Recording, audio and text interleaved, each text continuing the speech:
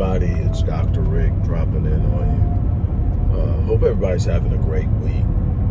You know what I say, no matter where you're at, no matter how bad it may seem to be at this time, if you're still breathing, you're still in the fight. So let's keep pushing. You know the routine, guys. If you like what you hear and what you see, click the like button, click the share button, and subscribe. If you have followed me or if you are aware of the work I do in the inner city, in the Black community, on a number of different levels, from research to program development, Black Men Lead, Rite of Passage Initiative, the work we do with battered women, the work we do in the area of human and sex trafficking, mental health programs, we need your support. Look in the description box. If you're unfamiliar with who we are, the link to the website for our organization is there. You can learn a lot about what we do and what we've been doing long before the internet took off. So here we are again. This is part 2 of yesterday, and I'm going to tell you more about why I did the video on Jason Whitlock. Number one, the stuff that I talk about is substantive. It is anchored in empirical and pragmatic data. It's research-based. It is scientifically sustained. I'm talking about things that you can research and prove. This has been my life's work in coming up with responses to all the things we complain about and may not understand why. I wanted to know the why so I can know the how. And this is what the majority of my videos are about when it's pertaining to the Black community. Now, obviously, I share a lot of stuff from my business side where I'm actually helping people change their lives, which is what I do. But every so often, I have to venture off into the world of celebrity encounters, athletes, and all these different things, because they have microcosmic influences and representations into the real world of where we live and operate and may not understand. And so I will use hot topics, so to speak, to address more in-depth issues in a way that people can now relate and understand.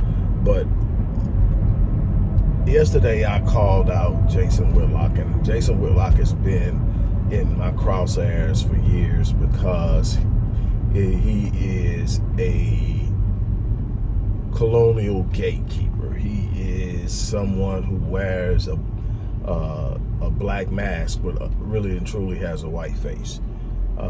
And don't get me wrong. To me, conservative minds and liberal minds don't make white or black. So I'm not talking on that political level. What I'm talking about is, if you have a show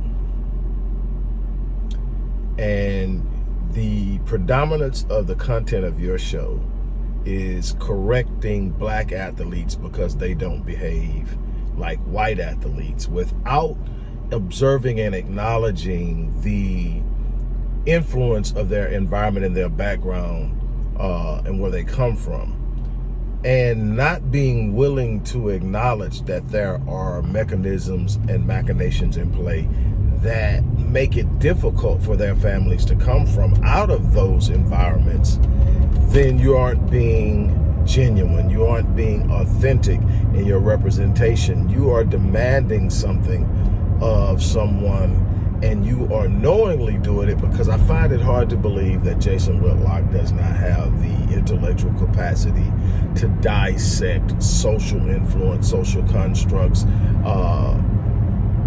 social engineering, and propaganda, and all the things, because he is a propaganda mechanism himself. He knows. So my thing is, people are saying that he's right because he called out Angel Reese because she was acting like a thug. And I want to use the words exactly as it's been said. She was acting like a thug, and then the moment she lost, she cries and plays the victim.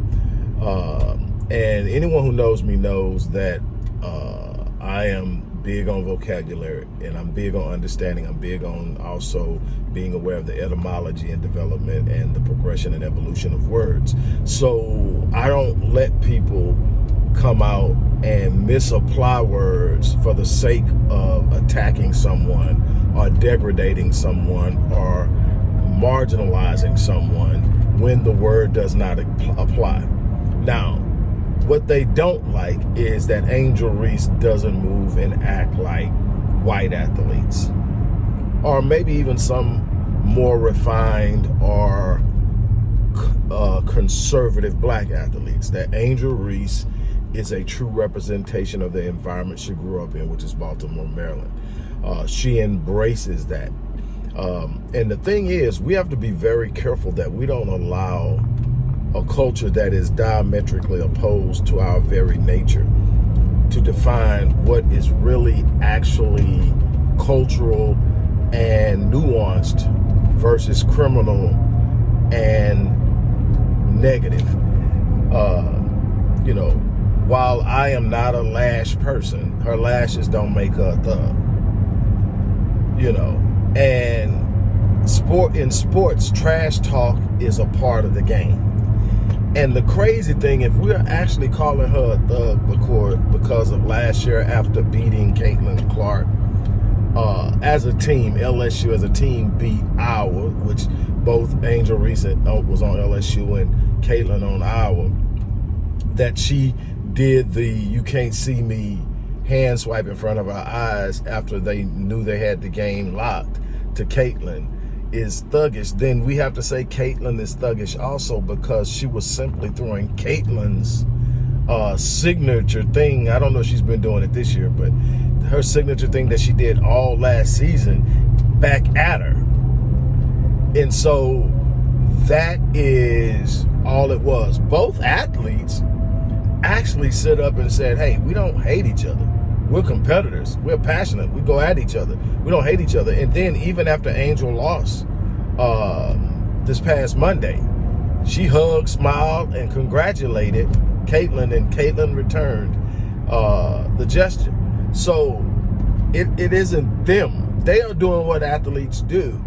It's us, and what they are doing that nobody really wants to come to the forefront is they're actually exposing this big lie that America is post-racist, because never has a crowd been more divided in cheering in an athletic event in the last 15, 20 years than it is when those two play each other.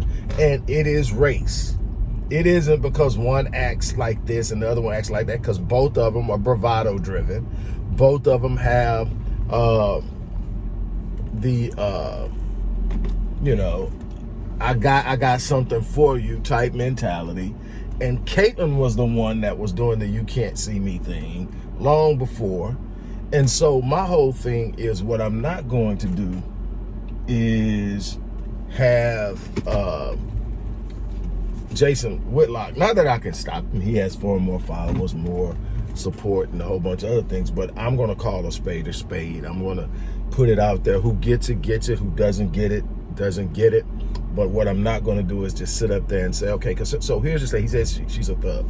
Show me the thuggish behavior. The bravado, find that anywhere in sports. The way she talks and articulates is her background.